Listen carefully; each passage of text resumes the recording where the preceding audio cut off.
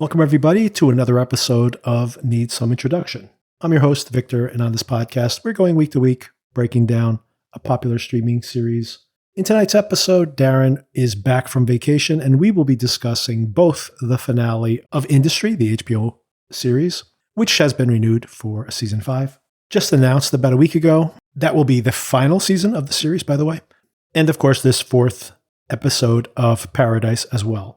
We're at a little bit of a time crunch. I already published an episode today, and Darren has to get to work. So we won't have as much space to do our usual scene-by-scene breakdown for the entire episode, and especially the Industry season finale could do with a little more space. So perhaps we will, in the future, circle back to some of these topics. But I wanted to get this episode out of there. Of course, we will be going week to week with Paradise going forward as well. And after we process the Industry finale a little bit more, maybe circle back to it in a later episode.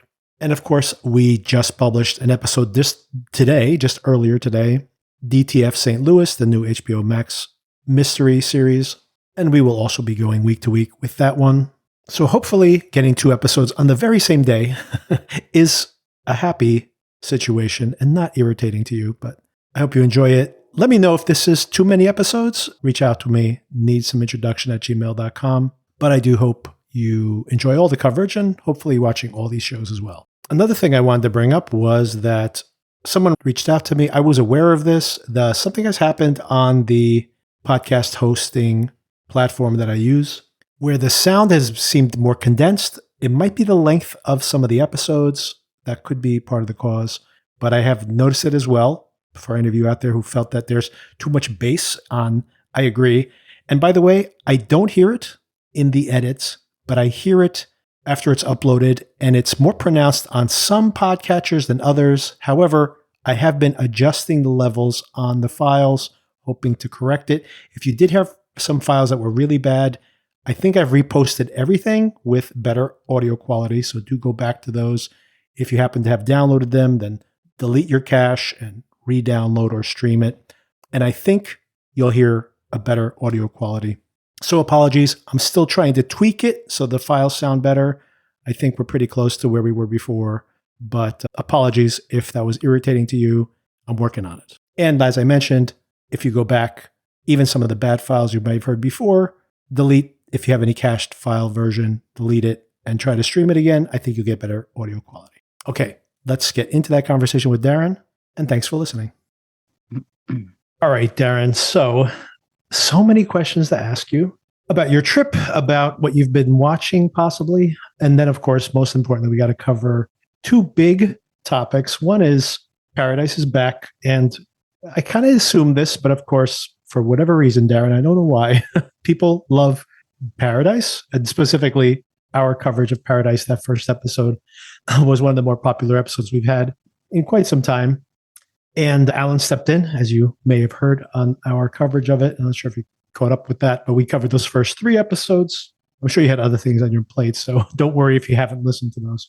And of course, now we have the 4th episode. But before we get to all of that, I also want to talk to you, of course, about Industry, the 4th season finale. There's an announcement last week, luckily, that this is coming back for a 5th and now final season. So that does allow the showrunners to put a real exclamation point or underline some statement here as we approach the end. What did you think about the finale of Industry? But before we get to that, of course, how was your vacation, Darren? So many questions. Yes, it's great to be back on the pod, and my vacation was amazing. It was a boys' trip to Japan, to the snow, and yes, just a solid week of snowboarding and no injuries. So wow, incredible. Yeah. Spoiler alert, we all got out of there pretty safe. Bit sore from constant days on the snow and falling over. With snowboarding, you're naturally falling over a lot more than you are skiing. But it's only my 2nd trip, so I was able to hang with the crew pretty well.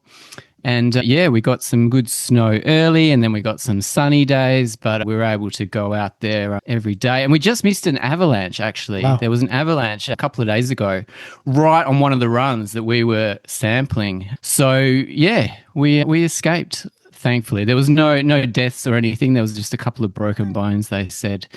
Luckily, no deaths. Well, there's been a few Australian deaths in Japan in this season. Someone got caught on the lift with their backpack and they struggled to get off. Yeah, so just in the weeks leading up to our trip, my wife was onto it, all the news reports of these Aussie deaths, and she was like, what's going to happen? But yeah, we got out safe and sound. So it was a ripper. We did the bullet trains and sampled a little bit of Tokyo, which is always pretty hectic. But yeah, I think I've caught up on all my homework while I've been away. So yeah, very keen to get started and talking about these latest series.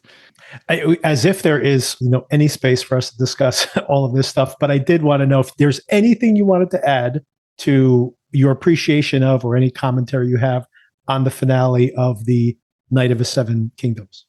I appreciate it. I thought it was a little bit chill. I kind of expected something large to happen, but that was kind of silly of me because all throughout this series, it's been pretty chill, apart from that penultimate episode. So I appreciated it for what it was, and I appreciated that it's going to lead into something bigger down the track. Love Dunk, love Egg. Of course, they're back together. Yeah, looking forward to their travels in the 9 realms. The 9 realms, right? Yeah. Hopefully they do not change the name of the series. I do hope they keep it as is. I'm sure they will. I just thought it was funny that Dunk was just so blown away. What, there's 9? What do you mean? All right, let's start with industry. This episode, the finale here, called Both And, which is used in 2 different contexts here in this episode, interestingly. What did you think about this as a season finale? Well, I did not see that announcement that it's going into a 5th season. So I watched this as if it was a series finale. Mm-hmm. Again, pretty chill. Yeah. I kind of expected a lot more to happen. Based on last season, so much happened in that final episode. It was an absolute whirlwind, where this, it was kind of, I think when they looked at the tender stock, when it opened, and it opened whatever, 70%, 80% lower, and they're just there looking at a blank screen, rather than that hyped up financial world with the room and everybody screaming and shouting, it was just very chill. And they made their $110 million, was it? Was that on just their... Was that just on their investment, or was that for the whole fund? I assume there was about 100 mil in there with everybody putting in. But yeah. What did you think of it? It was surprising. Yeah, a couple of questions there. I honestly don't know how this works with the short and how much money they put in there. I had some of the same questions. Like, we know the $10 million plus whatever they've put in there. I mean, I assume that they collectively have put in, who knows, $1 million or $2 million. They're not that rich, considering they've only been in the business for a little while. And then, of course, you have Eric's $10 million, but then they had all this money they raised. Some of this is like from pension funds and such. So you have to assume that's tens of millions more. So I don't think they had 100 million all in, but maybe they doubled their money, which is still incredible because, that's a huge amount. And of course, Eric was only asking to get back his actual stake. And they get this $2 million checks at the end. So they all did very well. But even that, when you think about that, they each get a $2 million bonus. It's not like they put in hundreds of thousands and got $10 million each. So I think it's commensurate. And I think with a short, you can only get a percentage of what the stock is worth as part of the short. So I think when you saw that opening trade, and last week it was like down 70% and then started to climb back up again. I think what we were seeing on the screen there was that they're trying to see if there was any bid at this incredibly low price. So for all intents and purposes, the stock had almost gone to zero. So I think it is their entire short is coming back to them. So they probably doubled their money, I think is the way it works. I don't think you can make more than the amount of the stock when you do a short. So it's some percentage of the full amount of the stock, and maybe close to 100% in this particular case. But of course, there's also insurance on it. And so there's other aspects to it. So once again, I don't know exactly how this works. They did about as well as you can possibly do on a short, is what it comes down to. Brilliant. And it was great to see Kwabena and Sweet Pea get their $2 million bonus checks. Even though Sweet Pea said she could probably earn more selling feet pics. Exactly. $2 million. That's the crazy thing about the world we live in now. $2 million is a lot of money. And it's also like not like that much money. It's not like you hear about people who whatever come up with some of these kind of the opposite of this. These people will come up with these companies that turn out to be like Tender, like Complete House of Cards. And these people, they're making like billions of dollars off of this. Like you think about the FTX, the Bitcoin collapse, and like we're talking about billions of dollars that these people were with no valuation. A short is like a more honest version of this because all you're taking back is clawing back the overvaluation of the stock. But the whole idea of basically being, this is worth $1,000, but I'm going to sell it for $10 billion. That kind of only goes in the opposite direction. And unfortunately, is actually the more frequent story, which is insane, but that's the world we live in. It is the world. I mean, with $2 million, you can buy a nice house around here, but definitely not a mansion. Yeah, you're not like, exactly, same way where we live too. It's like a $2 million house is one of the nicer homes in this area, but we have like a hill, like literally on the hill overlooking our neighborhood. There are houses, mansions up there that are multi-million, like $5 million, $8 million, $12 million homes. So you can live up there. You can live down here, but in the nicer house. That's all you could do. Exactly. So the first thing is the very first scene when we see Bevin, speaking of all these things we're talking about here, that Bevin, I think this is interesting that you think that she's on the side, the labor side, that is going to take the brunt of this and going to be blamed of all these things. And part of this is just very savvy political maneuvering. But I also think this is the showrunners themselves explicitly, this is coming from the mouth of these showrunners. The idea that she's explaining that Tender is not an anomaly and that we must start to acknowledge the fact that capitalism is extractive as well as creative. And, that we're going to set things right. And this is our responsibility. But, long and short of it, I think that is the thesis of the show, maybe up until this point. The full 4-season arc of this show has been to say exactly this, that it's not like a right issue. It's not a left issue. It is the culture as it is right now, where everybody's just kind of like, I hope this works out. And then they get some massive bailout. And then you believe the next con man that shows up at your doorstep. And it's not one party or the other. It's happening all over the place. And it's a very toxic situation and very disheartening, by the way, to watch this show. And there really seems to be no option here presented that improves the situation at all. It's really sad, but that's how I feel about it. It's really sad. And I thought Bevin got out of it pretty well, considering she was at Henry's dinner, she was invited to all the meetings, and she was luckily enough that the PM had the other lady to be the fall guy for the whole operation, and she took it on the chin too. So, these politicians, they know where they stand and they know when the knife is coming. But, I did like that kind of moral speech that Bevin gave and the way that she kind of snuck out from all of it.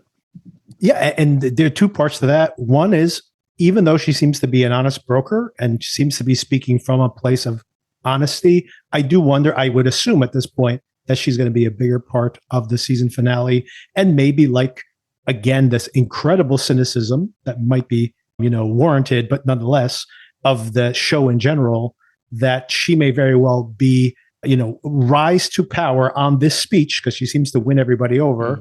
And then, but who knows what that's going to be like once she has power that is corrupting, as we've seen over and over again over the course of this show. Yeah, she did try to get into bed with the newspaper men at one stage, but she was kind of smart enough to get that information. She walked out of there, though. She's like, okay. But that's where I speak that she still is a honest, she seems to have a moral compass, at least, where Yasmin, and we have to talk about her obviously, that's the big story of this whole entire season, apparently. And this episode, of course, but her trajectory here in comparison. But Bevin walks out of that room and is like, I'm not going to throw anybody under the bus, which, by the way, does no good because they just find an alternate way to do exactly the same thing. So maybe a lesson she learns there too. But it's such a cynical lesson and it might be warranted. But like I said, it just depresses me. Even in that context, we start things off. She makes that speech and you kind of think like, well, maybe there's a direction that she might be pointing towards. But think about the solution that this very episode of show, by the time we get to the end, we see this Stefanovich character who is like emerging as like he's giving these talking points. Look, that these two parties have not worked for you. We need to have some kind of center path. There's like a coalition of the common man. And by the end of the show, he's at a fundraiser surrounded by white supremacists, right? So it's like this is, this white nationalism, which is rising in Europe and all over the world, by the way. But that is this the byproduct of this? Like Bevin is saying we have to like start thinking beyond parties. And even that does not seem to be a positive outcome if this is the end result, right? So I'm not sure. I'm not sure what the show's telling us, but I felt pretty disheartened by the end of the whole thing. I should have twigged that there was going to be another series because of this character who kind of popped up out of nowhere. I feel like we've maybe seen him once or twice, and now he's a big part of this finale. And peddling, I don't know if they're dangerous views, but he's very welcome to take these people's money as sponsorship and to tolerate their views. And I'm sure that if they're paying sponsorship to him, they're going to want his ear and his decision-making in somewhat dodgy ways and possibly very racist, even Nazi ways. And that's what's so troubling about it is that nothing he says overtly, it's, populism again, it sounds rational.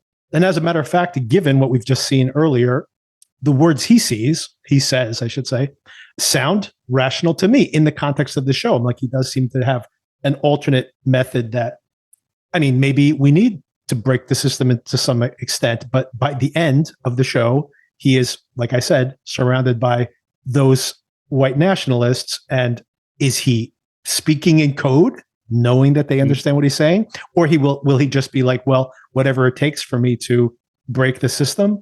Like I said, again, it's very problematic that, you have the system as it is, which is not working.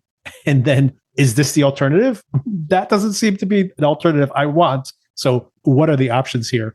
Not good options, regardless of which way you turn. Yes. I think you need to stand for something in a position like that. And I don't know what he stands for. Right. Right. Unless he stands with those people and he's just, coding it.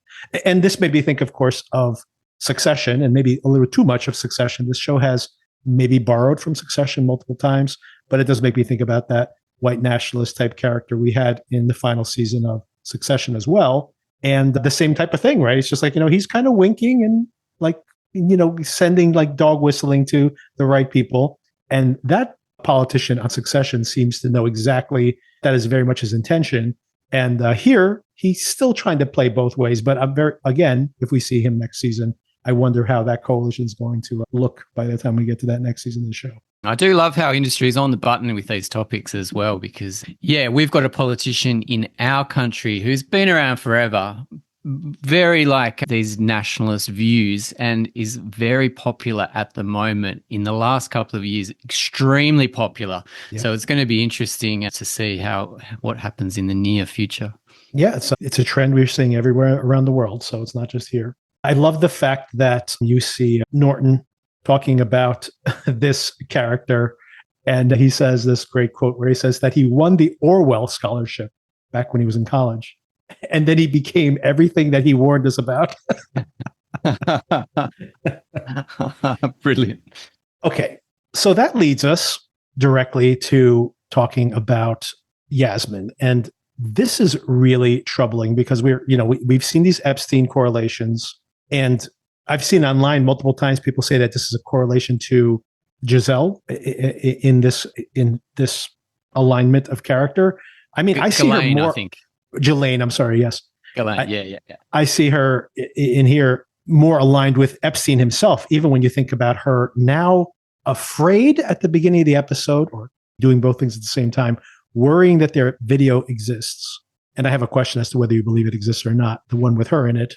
And then using that exact same thing to blackmail these other men in power. Incredible. Crazy. And this is probably my favorite storyline of the whole lot, is seeing Yasmin go full Ghislaine or full female Epstein and just create this little world for herself where she has the power, she has the social standing, And now she has all these guys' dicks in her hand, and she can control them whichever way that she wants, or blackmail them in the future with her little posse of call girls who she's pulled from all sorts of different places. I mean, there was that lady from Muck's Manor who does the window dressing. Incredible. I thought, what an arc. She has that she comes from money like Ghislaine, and she her father died on a boating accident like Ghislaine. Yeah, it's very interesting the way that she's fallen. But that last scene of her lying on the floor, being kind of subjected to her father's last voicemail, was terribly haunting. I'm not quite sure what that was insinuating, but yeah, I was quite shocked by that. Loved it. Now, they're pretty ambiguous. Here's what this is so troubling about this. They're kind of ambiguous about her heritage. Like, her mom was Lebanese. She speaks to her in Arabic. I think it's Lebanese. And the actress also has the same parentage as the character. And they've said that explicitly, that the parentage is similar. But for example, she's now reverted back to her maiden name, her hyphenated parents' names, which says something specifically. But her dad's name, her dad is Hanani, which is a Hebrew name. So he is Jewish, Middle Eastern, Lebanese or Iranian, I forget, or if they even outline specifically what his direct parentage is. But more importantly, she's reverted her name to Hanani. So Hanani is an Arabic Jewish name. And you think about her, and it just makes my head spin, to be honest. You think about this person now having a fundraiser for this guy, surrounded by these white nationalists, talking about how, like, if you keep letting these people in, what is Europe anymore? Europe loses its identity, right? And it's a fundraiser being held by a woman called Hanani with these Austrian Nazis. Like, what is happening here? And to that point, is she naive? Is she become a complete like, hey, you have to play this game, and this is the way the game is played, even if I'm in bed with Nazis? Or to your point, is she like, the only way I can control these people is to have videotapes of all of them? Amazing, isn't it? I think it's both and, right? It's both all of it. Both and. Yeah, fascinating. And I think it's interesting that she, even though she was potentially filmed in the Nazis' little house there, she's still very content to have them at the party, very content for them to spread her views. Right. She sits, Harper, next to them, the only black person at the table. Right. She sits there next to the Nazis. I mean, come on. But that's the reason I asked that very question. When Harper confronts her, it's like, what were you doing? She seems to have not understood what she was doing. So in that moment, I'm like, is she just naive and doesn't understand? She's just like, hey, here's an exit strategy for me, and they want my help, and I want to be wanted. She specifically says that. I need to feel needed by somebody else, which has also been the problem with her relationships. So she explicitly says that, and this is her new line of work, apparently. And you're like, oh, she is not aware of the powers that are there, even though she saw the Nazi painting, the Hitler painting and everything. She's the one who discovered it in the earlier episode. So she can't be that naive, but she plays it off as naive. And in the moment, she does seem like surprised that Harper has this reaction. And yet, then you're like, wait a second, but she's actually going to get blackmail material on all of these people. So is she savvier, or is she just like, hey, I'm just playing the game wherever it goes?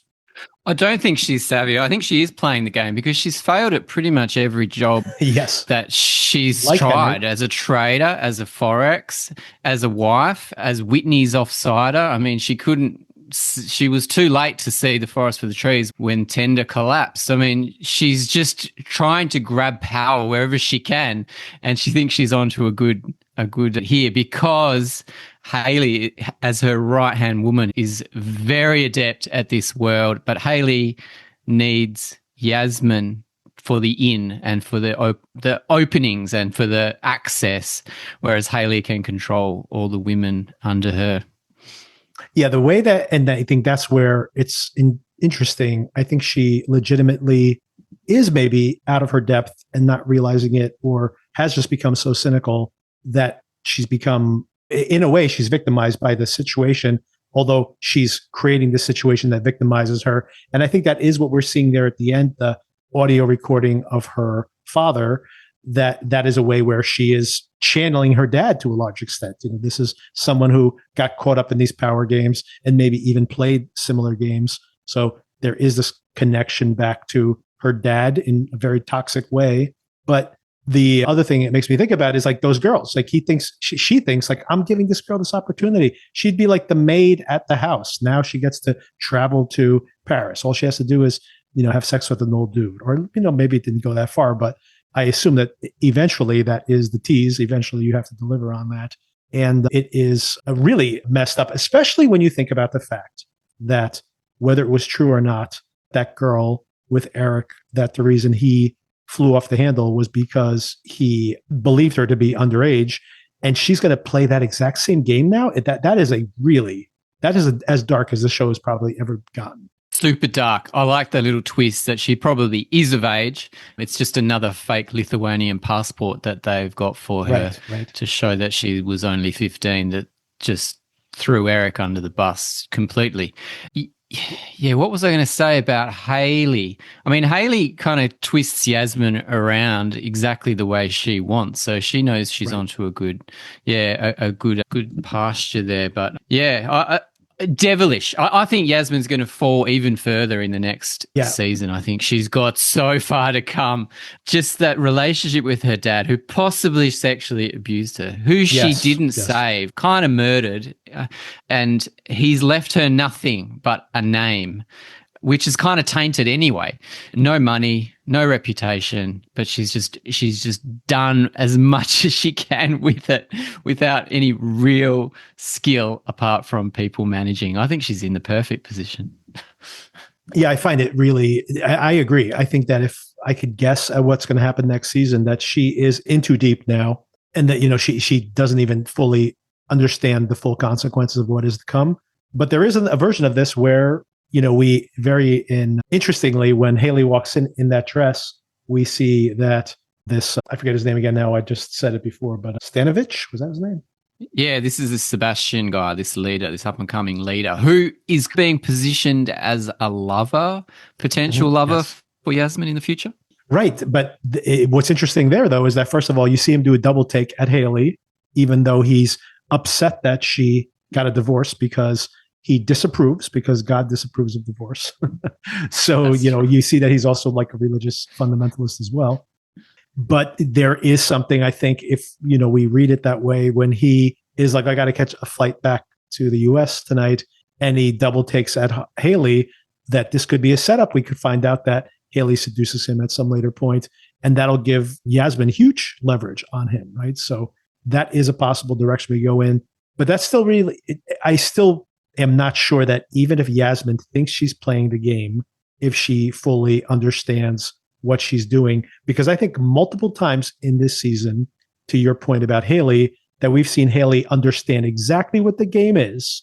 And not only like that, she knows what like levers to pull to manipulate somebody, but she knows that it's a game with Yasmin also. So she messes with her. I love her this week being like, of course I have the video. I watch it all the time as a pregame, right? And then she's like, I'm just kidding. And what is it or not? She knows that she needs to keep that as a threat over Yasmin, but in a friendly way. So they can still be friends, but then there's a threat there also. So she's better at that in so many ways that Yasmin is not gotten yet to. So at that level of expertise. Yeah, she teases her in such a sexy way, unlike old Whitney teasing Henry about, yes, do you believe I have the tape? Is that something that you believe? Right. And Hailey learns. She learns from everyone that she mixes with. She's learned from Whitney just to not lay the facts on the table, to keep it sexy, to keep it a little bit mysterious, because that's how you hold the power. And so we need to transition over to the Paradise conversation, unfortunately, because there's a lot to unpack in this very episode. But a couple more things I definitely want to touch on. Of course, this seems to be truly the end for Yasmin and Henry. She gets over the divorce pretty quickly. I like when they're supposed to be licking their wounds in France and they show up and they've been shopping and having a good time. Yeah. But and Quabana, what does he say? I wish I was going through a tough time. exactly. And then, of course, his meetup with Whitney, and that I think he misreads that. I think Whitney does want to take him for just to have a companion, to be honest, and maybe more than that as well. But, he probably is smart to be like, I'm not going anywhere with you, and then basically be tied to you that tightly when eventually you're just going to throw me under the bus. I'm just like a buffer between you and whatever the consequences are. At least if I stay here, I get to live that out. And of course, he says, I'd rather die myself than live as this other version of myself. And so much of that, even though he's kind of smart to not make this move with Whitney, so much of it is coded at him being like, I'm not going to reduce my class status. That's so important to him. But I love where we end things. He's just like, doped up, like popping his pills, and still that same little kid, like, I caught a fish. And that's where Henry ends up. At least he's not dead. At least he can kill himself. So. Love it. For he's an Englishman. And that's right. I love that's him right. popping his pills with washing it down with a beer. That's very wholesome. On the lake with the other privileged family members. So good. But, that's the simple things in life. Catching a fish. How awesome is that? No matter if you've got a ankle monitoring bracelet on yourself, and you're probably going to avoid jail time given who you are. I love the fact that, by the way, Kit Harington's a very short actor, like as many actors are, and they don't really accentuate his height. There was a couple of times where, Yasmin's in heels and teases him about him being short. And she's like, oh, it's just because I'm dressed up for this ball or whatever. But I love that they don't really accentuate, as often is the case, depending on how you frame a shot. You really can't tell the height difference between two actors. But the moment where he walks into his uncle's office, and he like collapses into his chest, and his uncle hugs him, he is like a child in his arms because he's so much shorter than the other actor, right? And it's like the first time they really accentuate the height difference there. And of course, tying to the fact that in the end, he's just still a boy. This is what Yasmin explicitly said. Totally. Yeah, love that shot too. I thought it was great. And I think the way that Yasmin got the uncle on her side by insinuating that Henry was addicted to heroin, which he probably was at one stage. For sure. And the shock on the uncle's face that his nephew has fallen this far. Yeah, it all brought it together in that hug. And of course, we got to talk about Harper. She obviously has this huge win. Still alone, though, after all this. She's been alone. The more successful she is, something that's explicitly said here, that these people, the more successful they are, the more isolated they feel. The question officially asked to her at the end, that now that you're like the only one who saw this coming to such an extent, do you feel like you are more alone than ever? And she's like, both and. So same thing, right? So she is still the same person she was. And she thought that if she had this huge success and she was right, that somehow she would win her mother back. That's never going to happen now because her mother's died, obviously. But still, she is alone, even now in her success. And, she's got a small team with her, but she's still alone. But you know what? Maybe not fully alone, because she seems to actually have has opened up the possibility of actually having a relationship with Quabana. Yes, I love how straight Quabana shoots, how straight he talks about relationships and love and sex. It's really cool, and it really seemed to open up Harper's hard exterior. But you're right, she is so alone. The only person she wanted to spend that joy and that happiness with was Eric, and he was unable to take her call, and possibly ever. I don't think we'll see him back. Yeah, so poor old Harper, but she's a cat. She'll land on her feet, and she's also a bit of a jaguar, and she'll rip through anything in her way. What do you think about her being the moral compass in this show by the end, where she's there with Yasmin being like, okay, you have gone too far?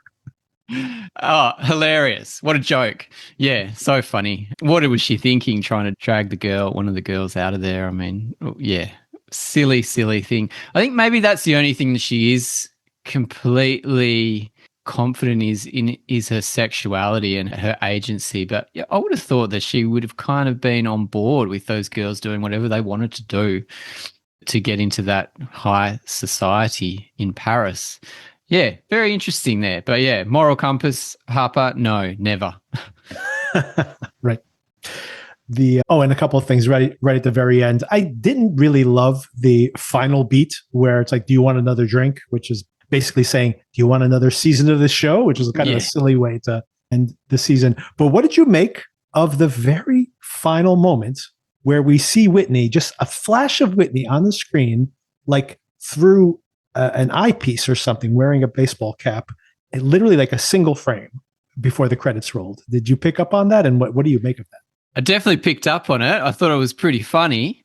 But now with the knowledge that there is going to be another season, Whitney's back, baby, and I'm all for it. I mean, what's he going to be, dodging Russians, and what kind of aim is he going to be?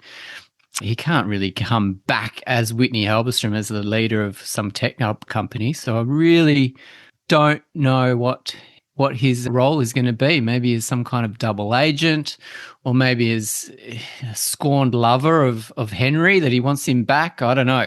It's going to be interesting. But yeah, I did pick up that little flash. I thought it was pretty funny. Yeah, it's interesting to have that there. And, I always wonder if there are alternate versions of a season, depending on whether they get the season pickup or not. And the announcement for HBO usually is a week or so before the ending. Exactly this case, just 1 week before. So you could imagine they had 2 edits of the finale.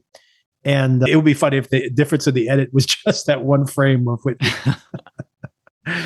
But yeah, I thought the gin and tonic, both, and I thought that was kind of cute. And I thought I would have been quite satisfied if that was a series finale. A series finale? I think I would have been a little disappointed, not because that would be a horrible series finale, but the last year's season finale could have been a series finale for sure. So really didn't need any.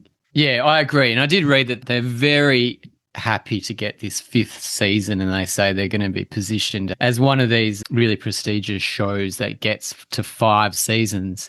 And the fact that no one really was watching it in the first season, and it's got a big jump, I think, the last season. So great, good on them. It's still pretty niche. So I'm really encouraged by the fact that HBO continues to support it, because none of these renewals have been like, it's definitely coming back. Its audience doubled this year. It's not like that at all. So, but it's, it is bigger every year. It's been a little bit bigger. So, and they're, committed to finishing it off, which is great. I'd like to give these creators a chance to wrap up the story the way they want to. Yeah, and it's probably not big enough for all these actors to go and jump in to be lead movie stars, I mean, I've seen Harper's around in little bit roles. Marissa Abella, she played Amy Winehouse in a okay biopic, and Kit Harington, I don't know where he's been lately. I guess he's just been concentrating on TV. He's made a couple of low-budget horror movies, nothing really that impressive. But Okay, let's talk about Paradise. So you saw the first 3 episodes. How do you feel about, we're halfway through the season. Let's just start there. How do you feel being here we are, midpoint of the season? How do you think this is progressing so far? It's midpoint already. I mean, that crazy, was a shock. I feel like I just watched 4 episodes in a row. You did. You practically did. Yeah. I was able to get Disney overseas, so I sampled them all pretty quickly. Very different episodes, each one. How could I say? The negatives first, so many flashbacks. Yes. Oh my God. There's flashbacks left, right, and center. It's kind of disconcerting. I kind of want to see the story push forward rather than always going flashbacky. That's fine. Also, the main theme coming in all sorts of different ways with different instruments all through the different episodes to try to make you feel something. Maybe a little bit manipulative, but, it's a good theme. So then they're using it as much. Sounds like Coldplay to me, actually. I always think that right. Coldplay song is about to start playing. But yeah, I love the first episode. I love Shailene Woodley. I love Graceland, even though it was a bit odd that it didn't get ransacked straight away. The second episode was cool. Bit more of Xavier. Yeah, the Lost Boys didn't do much for me, but I really love Xavier. He's just brings so much gravitas to what he's doing. The third episode I was pretty off on for some, even though I like seeing James Marsden back, more James Marsden all the time. Any flashbacks, just go to him. We see him again. We see him again this week, right? Yep, great. And he's great. He's so fun. But yeah, I was a bit worried about this season after the third episode. I didn't even recognize Billy with his long hair. Yeah, I felt like yeah. an idiot that I didn't actually twig that was him until close to the end. I dislike the psychopath girlfriend, secret agent. Not sure what they're doing with her. I'm a bit off it. But then last night's episode I thought was really good, and it got me. The death got me. Gotcha. I couldn't believe it, but it did, and I felt quite emotional seeing her bleed out there, even though it's completely ridiculous that Xavier's now got a baby that he's taking on a horse. The babies are resilient. He's just taking him with him. Ridiculous. But yeah, seeing her play that mother who just given birth and knows that she's going to pass away, it was really something to see. Yeah. What did you think? I'm really enjoying the season, and I thought I was very concerned watching this particular episode because I was worried about the pace at which they were telling the story. But by the time we got to the end of this episode, they yada how he fed a baby and rode a horse all the way to Atlanta, 1,000 miles away on horseback with the baby didn't die. He was able to feed it the whole entire time. He was not like attacked by other survivors or anything. He didn't break his leg, or the horse didn't starve to death or nothing. So we just yada that. And by the way, they also yada that these folks, that her ex, you want to call him, or her paramour, has also traveled all the way to Colorado in the meantime and has arrived at the bunker. Yeah, great. Straight away. Yeah, we don't need to see the journey, do we? We've seen it all in Walking Dead. We've seen it all in Last of Us. We don't need to see that. I do think it's really nice that there's not just rogues hiding in bushes on the side of the road, that people are actually have a bit of hope. I think that's really nice to see. And I like that, you feel like you're in danger with these people, but hey, just be truthful and honest and happy, and people will want to innately help you, which I think is a really nice thing to see. That is something that I liked. I mean, that's such the Dan Fogelman in general. I think he has a much more humane perspective. And I have to say, that's one of the things I like about Paradise, even though these people are, Sinatra is an egomaniac and potentially and definitely a murderer, multi-murderer at this point, but has her own agenda and is sympathetic here in her flashback, because it seems to be that as terrible as she has become as a human being, she thinks that she's doing it for a noble reason. And I think that is a very different perspective than, like you said, like that if this was The Walking Dead, it's like those people will be like, yeah, let me watch your baby so I can eat it. It's like the least humane version of which I'm so tired of people telling me, by the way, in all these apocalyptic films, that they're like, well, that's how people would be. And I say, that is not how people would be. People would cooperate. And they're like, oh, you're so naive. No humans would ever be that way. I'm like, yes, we would be. And I have proof. We survived. We are still here. If people were actually the way everybody said they were, every single time there was like some kind of natural disaster or a drought or shortage of food, they would have all killed each other off and we would not have procreated. So I think people will collaborate if the times get tough. I think that's what happens. Great. And that's why we exist as a species, period. Exactly, because we're going to march in and we're going to help this woman deliver a baby. Yeah, beautiful. I did love the way they did that too. Like, he's in the kitchen and you're saying, oh my God, it's going to escalate. It's going to get out of control. It's going to be like The Walking Dead. They're going to end up shooting Xavier in the head, which of course they would never do because he has to survive the whole show.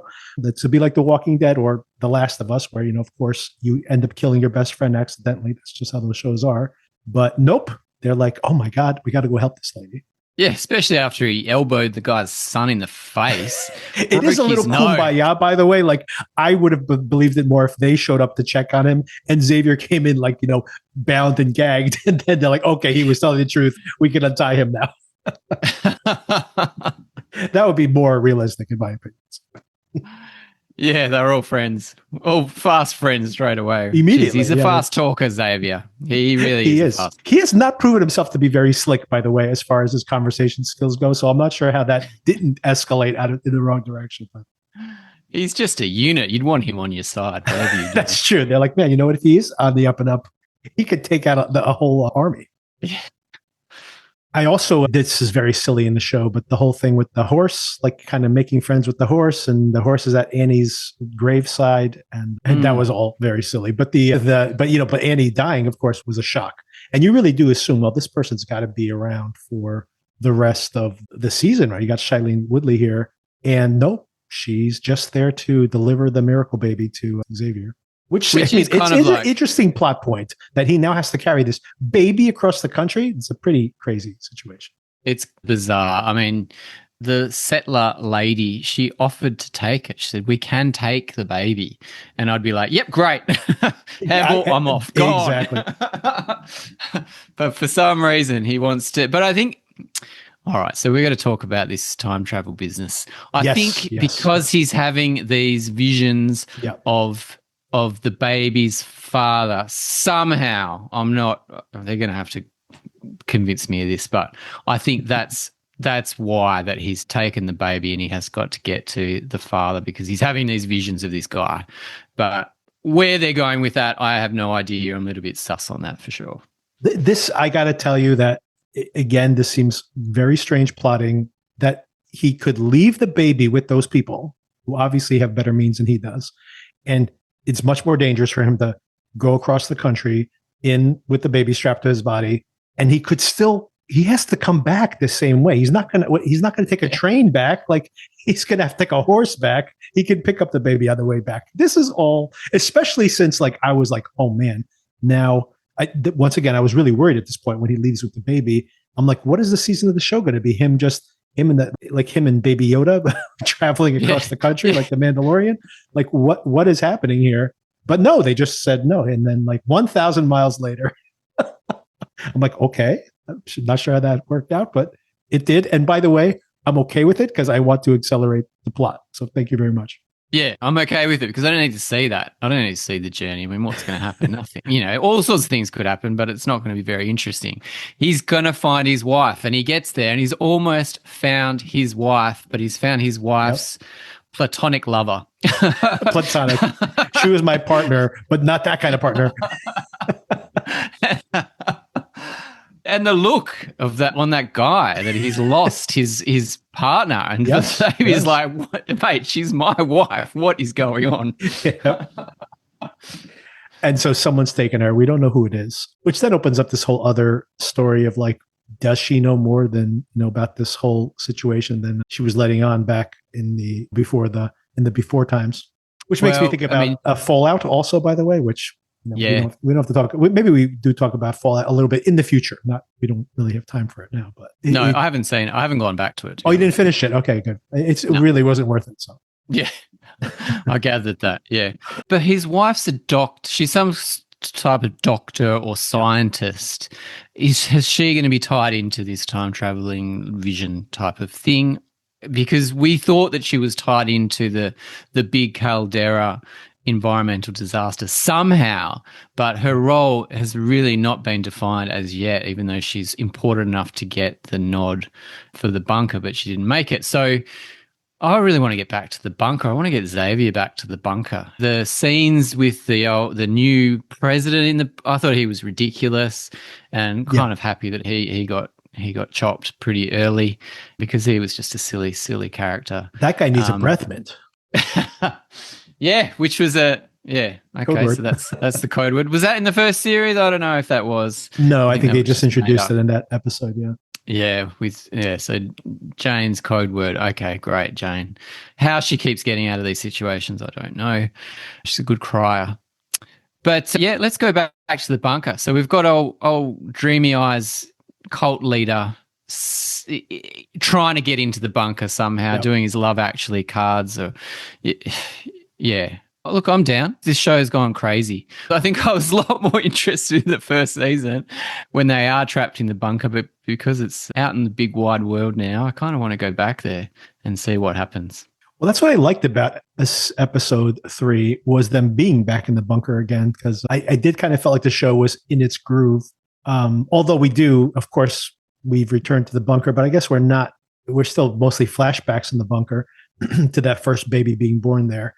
Because as Alan outlined, we discussed the most hilarious thing about episode 3 was, of course, the whole setup that Jane kills. She's the only, every security guard is in lockdown except for Jane, who's jogging with the president. And while she's watching the president, he gets his throat slit. And then they mark his body with the X on his back, like some kind of terroristic organization. What's her cover that she didn't intervene during that whole entire period of time? And then worse yet, she's like, oh, wait, I have a scapegoat for this. And then she knocks out the other guard, Xavier's former boss. And like, oh, she did it. And then she calls for backup or whatever. I'm like, what? How did you allow this to happen? Are you the most incompetent security, Secret Service of all times? Bizarre. And she also had a little spray paint in her suit so she could spray paint the X on the right. on the president. Right. Assuming that Nicole person is part of the president's son's little posse, Jeremy's sonny. What? I don't think she assumed that she was going to show up. I think she just took the advantage of that. But I'm like, so she had times to kill him and paint his back and you didn't do anything that whole time? Like, what were you sitting there yelling stop at her the whole time until you knocked her out? It's preposterous, but we'll see how what's that story going to sound like? I'm not sure. And she doesn't kill her, by the way. Doesn't kill her. Imagine she like shoots her and says she killed the president. I was just taking action. When I turned the corner, there she was. I shot. I didn't even know who she was, but she survived so that, the show can conveniently keep her in the show. And then they can have like contradictory testimony. I'm like, none of this makes any sense at all. So the less we spend on that, but I'm very curious to see how that evolves. All right, let's talk about the time travel thing. Okay. So here's my theory, maybe the last thing we could talk about. And next week we can expand on this a lot more, folks. Anybody out there who's listening, we have a time crunch. So we're trying to pack in as much as we can here, but we'll have more time to leisurely break these episodes down and delve into this. But here's my working theory. We hear about this other scientist who has this idea of, quantum entanglement or some technology he has. And we hear Sinatra say that the only thing she can't have as a billionaire is have more time. And how do you get more time, et cetera, and so forth. So I think that they've been like iterating through like a time loop. This is my theory. And different decision points are what Sinatra's trying to do using a project called Alex, right? Which is also the name of this scientist's wife who passed away. And it's pretty clear that there's some kind of time travel going on. When he dies in that moment, he tells Billy, first of all, leaves his address so that Billy will come there, and then kills his wife knowing that he's about to die, and then says, just make sure you don't kill that kid when he shows up. So of course he knows that that's going to happen. And if you notice, all these kind of decision points, I'm calling them here, like the choose your own adventure decision points, are people get nosebleeds. So there's the time when Link, the current time Link, is banging on the door, trying to get Annie to come with him. And then he stops and he leaves with them and his nosebleeds at that moment. So it's like he could have stayed. He could have gotten her to come with him, but she needed to be there to save Xavier. But then, of course, Xavier gets the nosebleed, so his plane crashes so that she can rescue him. And then we also have Billy getting the nosebleed and then not shooting Link, right? So these are all like these decision points these characters have made. So I think somebody is trying to create a path in which something successfully happens. And this is what the big project that Sinatra has, that somehow by, looping through time millions of times and making all these decisions to get to, like Doctor Strange in the Avengers film, like finding the pathway in which, they save the world and everybody gets to see the sky again somehow. Well, that's completely ludicrous, Victor. And a show about a potential real environmental disaster that we have to deal with. Now it's all time travel. I mean, that's the silliest thing about this is that we already have an underground bunker show with a natural disaster, and now we have time travel as well. I think you're pretty close there. Insane. But I guess now we've got to get our head around that it's a time travel show. And so Link's the gorgeous kind of cult leader guy, and he's going to team up with Xavier, and they're going to find the truth behind Alex with Sinatra pulling the strings. So, yeah, why not? Fantastic. Yep. bring it on. The most amazing thing that's happened on this show so far, by the way, is that when she first sees Link, he looks like a wild person, like he's been like living out in the wild. And little by little, he cleans himself up for his date and everything. And by the time he shows up at the bunker, he could be like the lead singer of like a boy band or something. I'm like, this actor has got through a radical transformation on this trip to Colorado. Hey, yeah, love of a good woman can do magical things to your appearance, Victor. He just had to shave and wash his face, apparently. Yeah, but the beard does make you a leader. So That's true. That's true. Anything else I missed along the way? There was a couple of other points, just some silly plot points I wanted to bring up. But yeah, I mean, I guess the big thing, obviously, Annie dying, which is a real surprise. Like they would kill her off considering you have this big get. Maybe she's Shailene Woodley's like, I'll be in the show, but I'll shoot all the scenes on this one set, the Graceland sets. Like I can only work in 2 or 3 sets. That's it. We can shoot for a week or 2. That's it. Possibly, because she's a big movie star. She's in lots of things, but this show has a million flashbacks. She could be in the whole rest of the season as flashbacks, yep. you know? Like, yeah, Billy's back. We have, of course, James Marsden's back too. Cal is back. He's too good, yeah. He's great. Holding the lady's hand while she's having a C-section. I mean, it's brilliant. What did you think of that whole humanization of Sinatra? I just remembered what I wanted to bring up. The music motif for this season. So last year, for anybody who doesn't remember, every week we had like an 80s song that was on this mix he was making for his son. And by the end of the episode, each episode, we would have like a haunted goth or down tempo version of that song. And usually to hilarious effect, like Every Rose Has Its Thorn by Poison, getting like its kind of down tempo version, which is very funny for me. Some of them were kind of cool, but some of them were very funny. And we get the same effect now, only they're all Elvis Presley songs, right? So we have like these, Only Fools Rush In, for example, this week. I think we have 2 covers of Presley songs this week. And one of them is very like down tempo, whispered lyrics, with the very faintly strumming guitar in the background as she dies. So it's a bit of fun. I enjoy listening to them each and every time, even though they're probably a little bit overdone. They did have Another Day in Paradise, Phil Collins as well. Yes, I feel like they had that last season. Maybe it was a different version. That was last season. Yeah. Oh, okay. They did play it. I think it was was it last night or episode 3? I don't know. They had another little version of that. Or maybe when they get back to the bunker, they'll play 80s tunes again. Yeah. Look, it's a bit of fun. Maybe we can... You reckon there's going to be more Elvis songs? Oh, I mean, I think so. I mean, at this point, we're 4 episodes in with Elvis covers, so I think we're probably going to have to stick with that. Unless, like you said, unless we get back to the bunker and then they break the motif and go back to Cal's playlist or something, which is possible.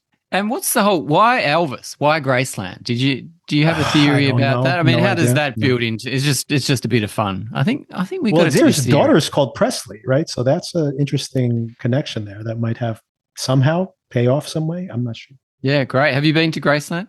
I've never been. No, me neither. But yeah, looking forward to it. I might add it to my itinerary if I ever go. Yeah, I mean, we always talk about heading there just for even like for like a long weekend trip, like something, just a drive or a train ride or something, which, we need more than a day, obviously, considering the amount of travel that's required. But yeah, I would definitely stop on the way, pass through there for sure. Looks fun, but yeah, I don't know how that plays into the greater themes of the show. And the last thing I wanted to bring up was last week, we were joking about why that horse that came back, which of course allows all this to happen, who seems so well taken care of. Like it's not like starving up in the mountains or something. He seems very well fed and very, his mane is perfectly combed. And I'm like, he looks very healthy and well fed. And I had a theory that maybe he had eaten the other horses.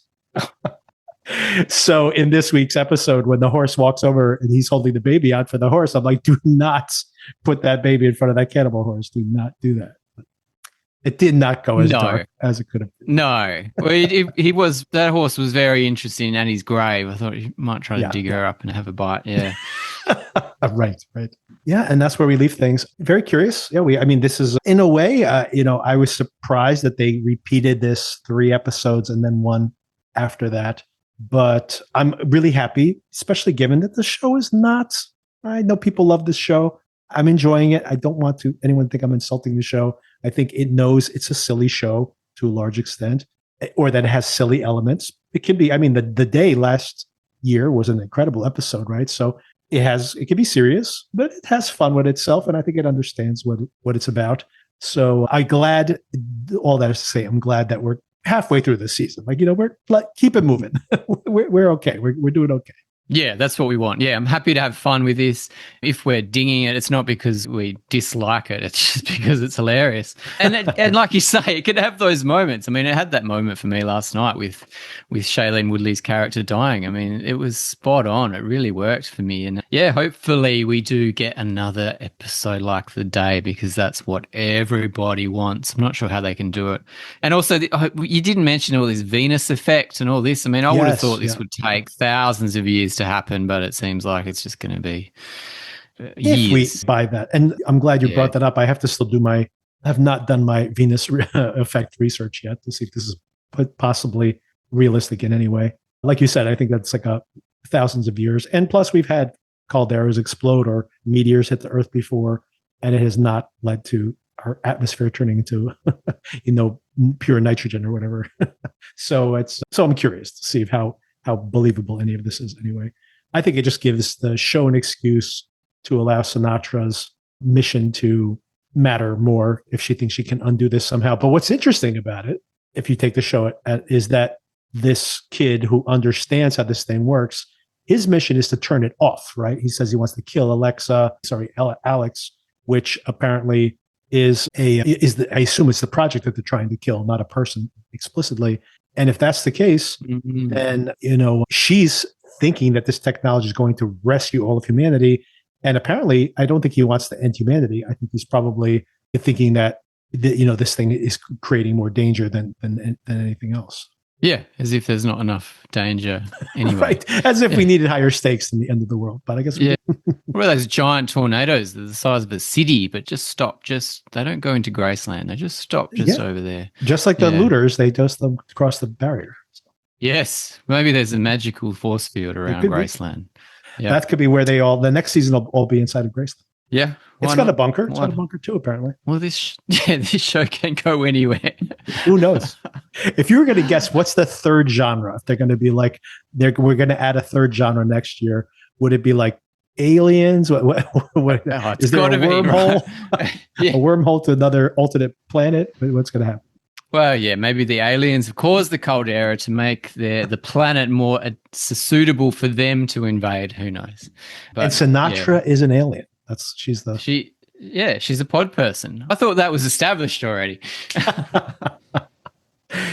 Yeah, we'll see. We'll see if that's how it all plays out next season or over the course of this season. But yeah, very curious to see what the time travel works out. I'm surprised that I'm not bumping against the time travel more than I am. And again, it's because I think the show, if this was like a hard science show, science fiction, I think I would be irritated at this point. But because it kind of gets away with this, because it's kind of a fun, silly show. That's part of the reason we watch it, right? So yeah, totally. Yeah, keep those covers coming, and surprise us. Yep, exactly. All right, Darren, thank you again for the conversation, and we will pick things up next week. And I'm going to talk about, if you've been catching up on anything, we can pick it up there and talk about some new premieres. That new Sherlock Holmes series is coming to Guy Ritchie's new Sherlock Holmes film is premiering this. I should say series. It's premiering this week. So maybe we can sample that a little bit too. Anyway, plenty of stuff to watch. And we'll touch base on a bunch of new releases coming this month as well. And we'll be talking again next Monday when we publish our next episode. Awesome. Good to be back. Thanks so much, Victor. Great, Darren. Thanks.